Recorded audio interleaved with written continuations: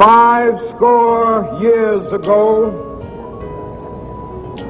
a great American in whose symbolic shadow we stand today signed the Emancipation Proclamation. This momentous decree came as a great beacon light of hope to millions of Negro slaves.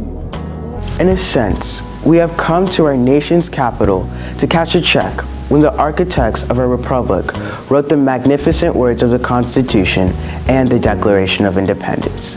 They were signing a promissory note to which every American was to fall heir. This note was a promise that all men, black men as well as white men, would be guaranteed the inalienable rights of life, liberty, and the pursuit of happiness. We have also come to this hallowed spot to remind America of the fierce urgency of now. This is no time to engage in the luxury of cooling off or to take the tranquilizing drug of gradualism. Now is the time to make real the promises of democracy.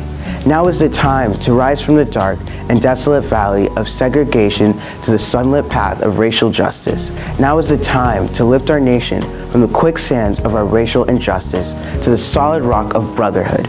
Now is the time to make justice a reality for all of God's children. But there is something that I must say to my people who stand on the warm threshold which leads into the palace of justice. In the process of gaining our rightful place, we must not be guilty of wrongful deeds.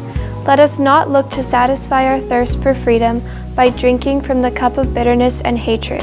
Again and again, we must rise to the majestic heights of meeting physical force with soul force.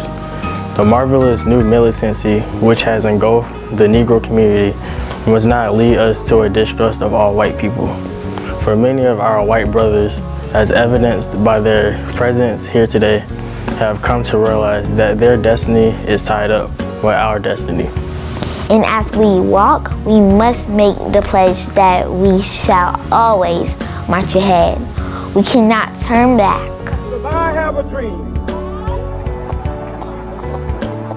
My 4 little children will one day live in a nation where they will not be judged by the color of their skin, but by the content of their character. I have a dream today. So even though we face the difficulties of today and tomorrow, I still have a dream. It is a dream deeply rooted in the American dream. I have a dream that one day this nation will rise up and live out the true meaning of its creed. We hold these truths to be self-evident, that all men are created equal.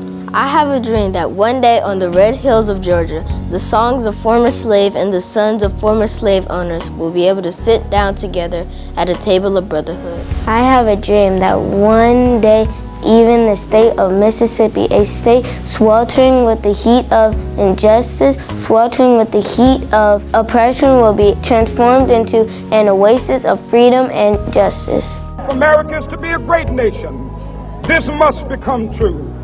And so let freedom ring from the prodigious hilltops of New Hampshire. Let freedom ring from the mighty mountains of New York.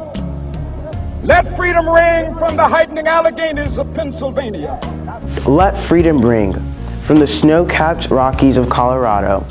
Let freedom ring from the courageous peaks of California. But not only that, let freedom ring from Stone Mountain of Georgia. Let freedom ring from Lookout Mountain of Tennessee. Let freedom ring from every hill and every molehill of Mississippi. From every mountainside, let freedom ring.